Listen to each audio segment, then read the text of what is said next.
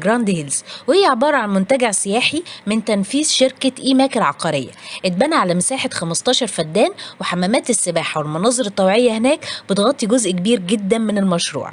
جراند هيلز موجودة في أول الساحل عند الكيلو 60 على طريق اسكندرية مطروح، وجنبها قرى سياحية كتير جدا، وقدامها من الناحية التانية قرية طيبة روز. أكتر حاجة لفتت نظرنا في المكان إن فعلا كل حاجة جديدة، وأجمد ميزة إن هي قريبة جدا من مدينة الحمام، وهناك كل حاجة حرفيا ممكن تحتاجوها، خضار ولحمة وفراخ وأي شيء، وكل شيء موجود وبسعر خرافي، أرخص من القاهرة كمان.